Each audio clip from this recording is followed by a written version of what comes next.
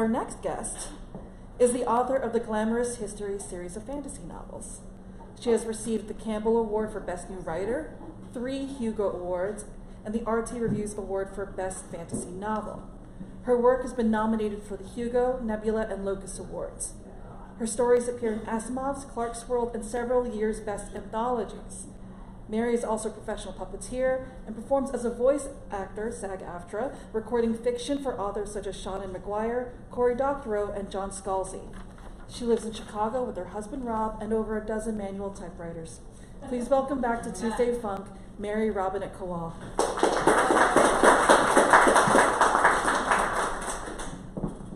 Let's play the microphone dance.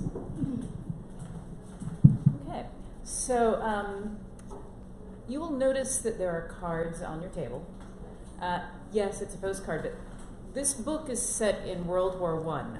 So there is a code at the bottom of this. And I will tell you that if you manage to solve the code before I leave, that it does trigger another event. Okay. Because I know I'm in a room full of geeks. There is an intermission. You don't have to do it while I'm reading.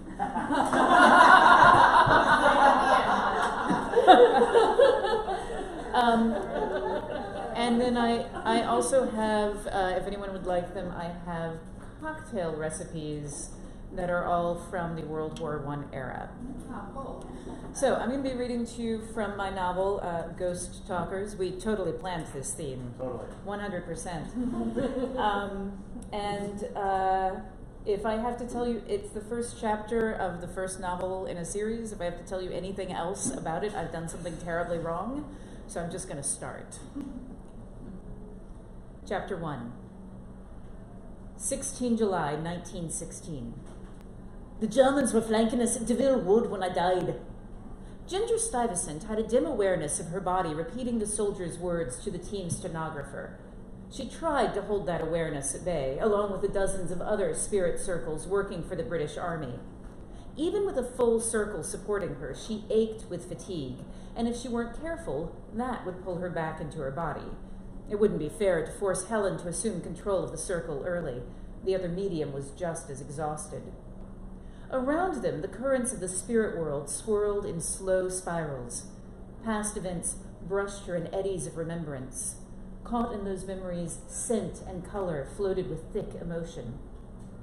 The fighting at the Somme had kept the entire Spirit Corps working extra shifts, trying to take reports from the dead, and the air was frigid with souls. The young soldier in front of her had been with the 9th Scottish Division, 26th Brigade, the Black Watch.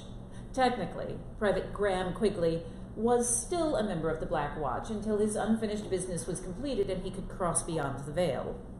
Belatedly, Ginger realized what he'd said. So you could see the Germans. You know their positions. His aura rippled black with remembered pain, but a flash of amber satisfaction shot through it. Oh, ma'am, don't adjust.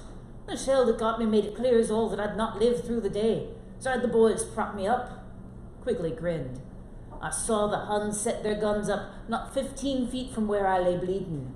When did you die? The time? Did you see the time? 11:47. His spirit winked at her. I had one of the blokes hang up my watch so I could see the time. Remembered my training, I did. Most soldiers came in within a few minutes of their death, but sometimes their confusion or the sheer number of them meant that their report didn't come until hours later. Knowing when they died was vital. Ginger's shift would end at noon, so Quigley had only been dead for a few minutes. Can you show me their positions? Aye, that I can. The amber of his pleasure suffused and buried the dark pain of dying. If the Spirit Corps did nothing else, it gave these young men some meaning for their death. Give me a moment. Her circle, well-trained as they were, made the necessary changes to their configuration. Taking care not to break contact with her, Mrs. Richardson, on her right, slid her grip up Ginger's arm so that her hand was free. An aide, seated in the center of the circle, positioned the drawing board in front of her. Edna had already clipped a map of the village of Longueval and Deville Wood to the board. Neither woman had the sight, so to them the soldier was only a dim shadow, and only that much when they were in full contact with the circle.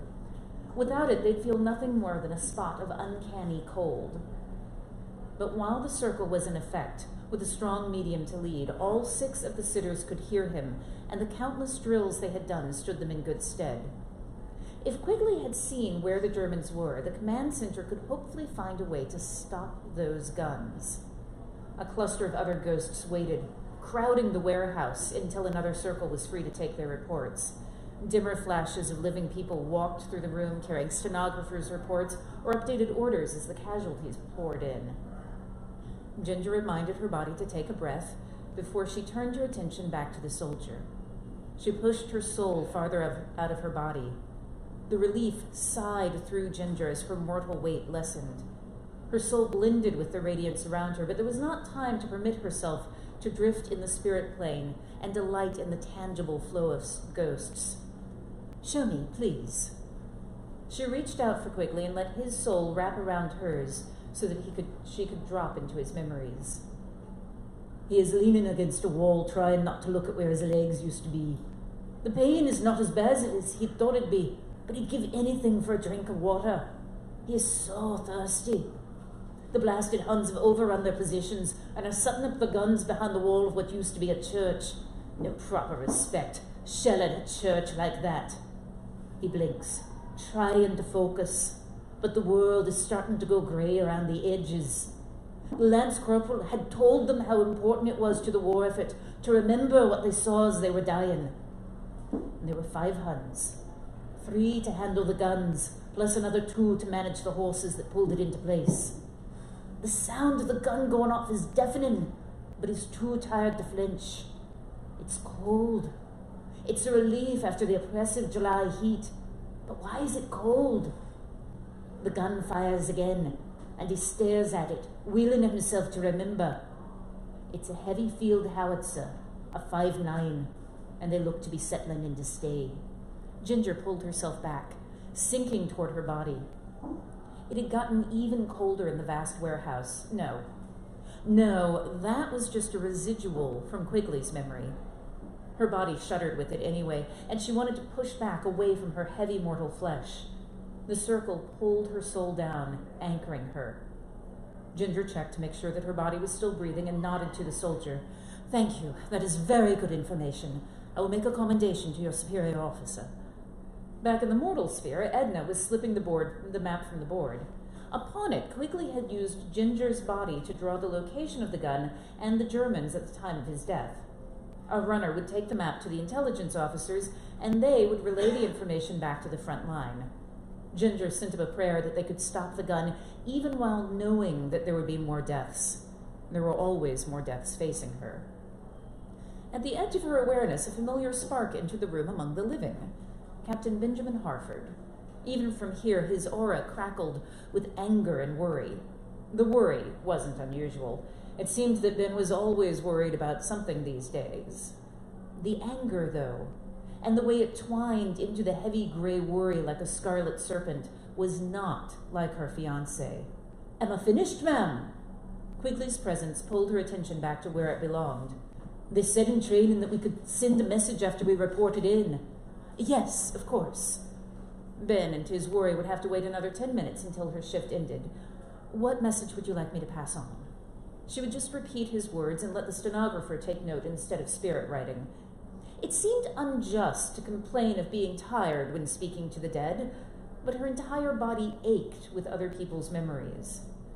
"Tell Alistair Olson that he owes me 5 bob. He'd bet I was too daft to remember to report in, and I guess he was wrong." The soldier twisted the memory of his cap in his hands. The amber faded, and for a moment his aura went deep purple with grief. "And tell my mum that I love her, and that I'm sorry about the table leg. I meant to fix it before I went to war.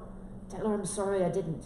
Hell, tell Alistair Olson to give the 5 bob to Mum, and she can use that to get the leg fixed. Only don't say I said hell." He looked behind him, and the edges of his spirit blurred. "Oh, that's the light the Lance Corporal was telling us about, I guess. Huh, it's yellow." With a sigh, Quigley let go and diffused away from them. The eddies of his passing tugged on Ginger's soul, nudging her to go along with him on his journey. Her circle stood fast, holding her to this mortal coil. With her spirit, she held a salute as Private Quigley's soul passed fully through the veil to the next plane of existence. And then another soldier took his place.